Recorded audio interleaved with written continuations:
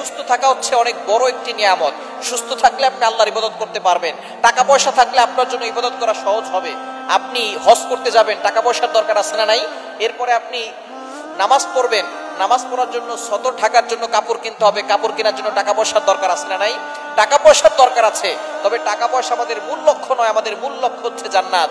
তবে টাকা পয়সা থাকলে আপনি মানব সেবার কাজ করতে পারবেন, দান করতে পারবেন, ডোনেশন করতে পারবেন, অসহায় মানুষের পাশে দাঁড়াতে পারবেন। হযরত ওসমান রাদিয়াল্লাহু তাআলা আনহুকে আল্লাহ তাআলা ধনী বানিয়েছেন, সুতরাং ধনী হওয়াতে কোনো আপত্তি নাই। আল্লাহ তাআলা যদি আপনাকে হালাল ভাবে ধনী বানায় আর আপনি যদি সেই টাকা ডোনেশন করেন, মানব কল্যাণের কাজে লাগান, তাহলে অবশ্যই আপনার জান্নাত আরো বেশি বড় হবে। এজন্য টাকা পয়সার দরকার আছে।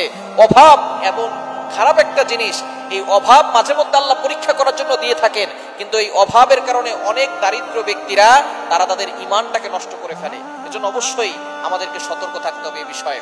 সুতরাং আপনি 5 ওয়াক্ত নামাজ মাস্ট বি পড়বেন। নামাজ ছাড়া কোনো আমলে কাজ হবে না। 5